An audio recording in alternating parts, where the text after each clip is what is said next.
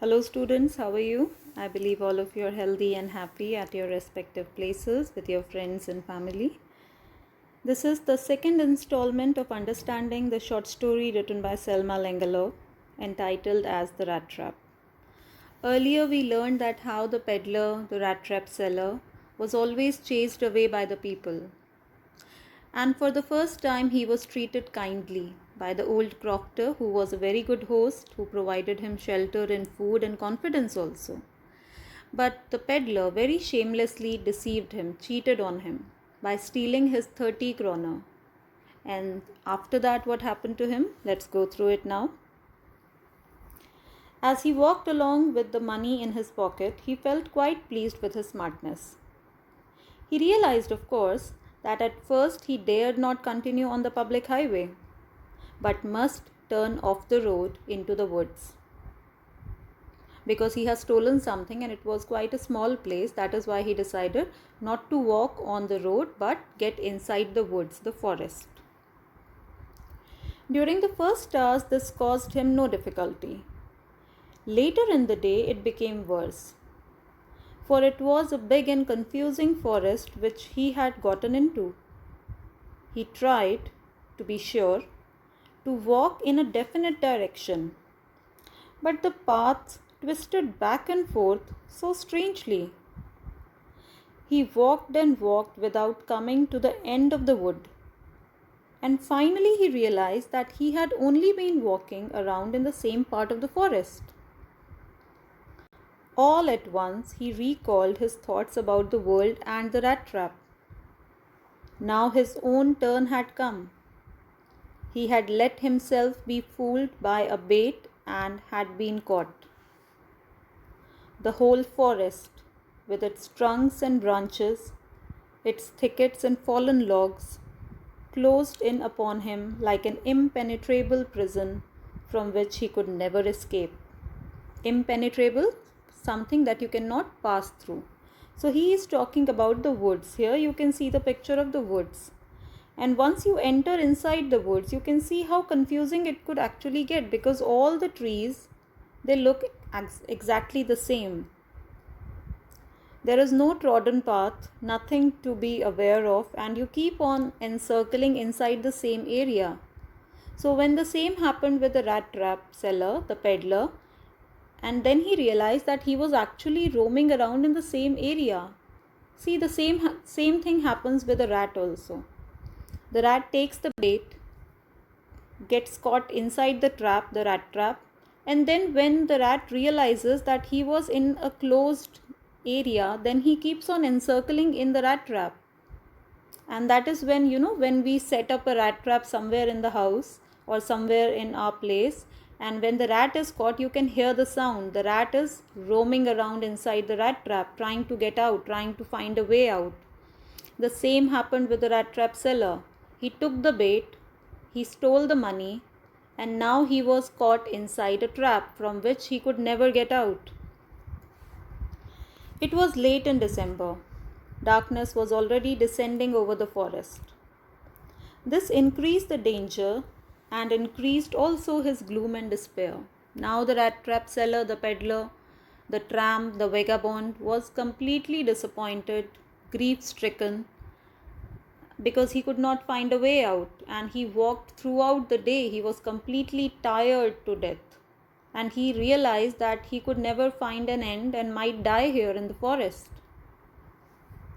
Finally he saw no way out, and he sank down on the ground, tired to death, thinking that his last moment had come. But just as he laid his head on the ground, he heard a sound, a hard, regular thumping. There was no doubt as to what that was. He raised himself. Those are the hammer strokes from an iron mill, he thought. There must be people nearby. He summoned all his strength, got up, and staggered in the direction of the sound. So there was a single ray of hope when he heard the sound, because the area was very prominent about the iron mills, and from one such iron mill, this regular thumping was coming, and he realized it and decided to go towards that area. Why was he staggering? Because he was completely tired and could not walk coherently. The Ramsjo Iron Works, which are now closed down, were not so long ago a large plant with smelter, rolling mills, and forge.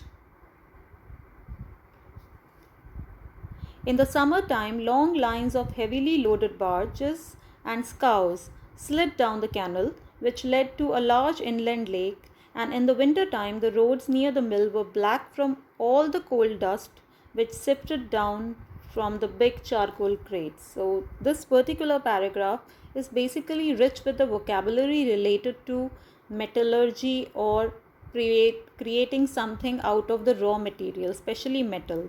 So I'll try to figure out with the help of the pictures.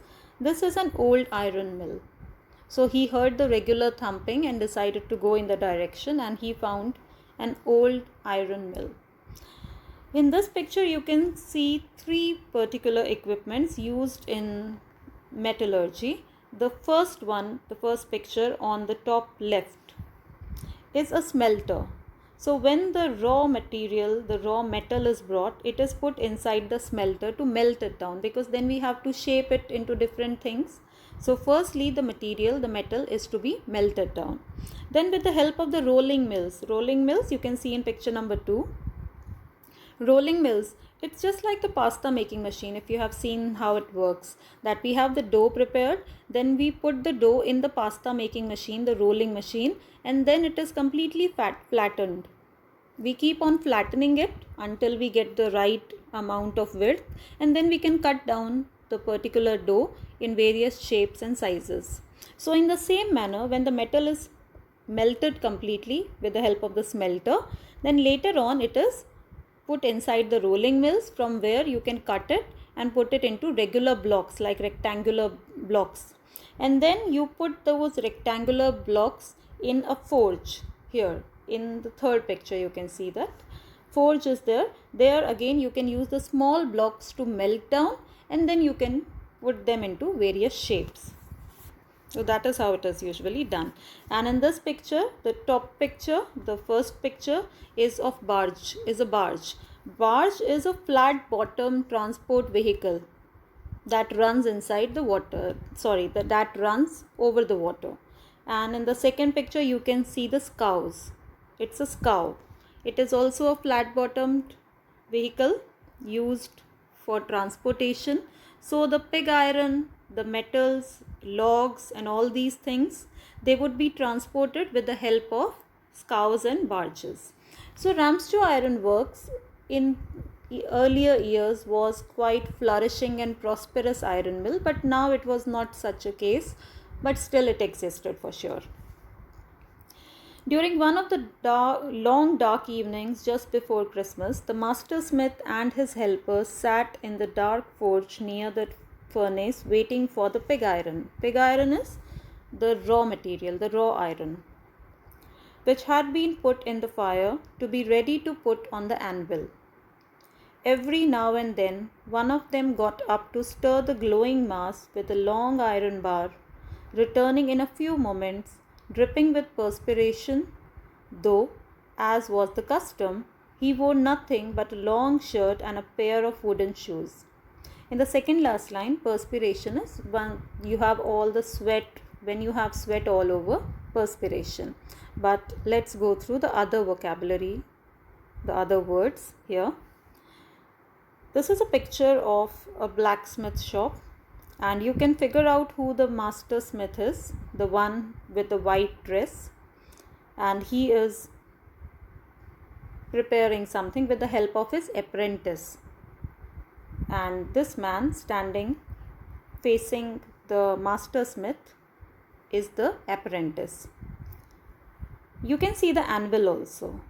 On the anvil, they take out the heated up material, the metal, and then with the help of hammer and their skill, of course, they shape it up into various things. So in the iron mill, the Ramsjo Iron Works, at that time there was the master smith present as well as his apprentice. They were working. All the time there were many sounds to be heard in the forge. The big bellows groaned and the burning coal cracked. The fire boy shoveled charcoal into the maw of the furnace with a great deal of clatter. Clatter is a sound word. Outside roared the waterfall, and a sharp north wind whipped the rain against the brick tiled roof. Again, I'll go to that picture. The master smith is there in the white shirt. We have the apprentice also. They are working on the anvil. But then there is this fire boy also, who is working in the forge, and he is putting coal inside and moving the coal, and you can see the maw of the furnace also. So with the help of this picture, you might guess what is going on. In the forge, the raw material or the planks are melting, and the fire boy is actually taking care of the fire. That is why the name is there. And then later on, they take out the metal which is melted down a bit, and then they take it out on the anvil, and the master smith and the apprentice together, they shape it up. So that was going on in Ramsjo Iron Works at that time. It was probably on account of all this noise that the blacksmith did not notice that a man had opened the gate and entered the forge, until he stood close up to the furnace. Surely it was nothing unusual for poor vagabonds without any better shelter for the night to be attracted to the forge by the glow of light which escaped through the sooty panes, and to come in to warm themselves in front of the fire. So, sooty panes. This is a particular picture depicting the gate of a fireplace.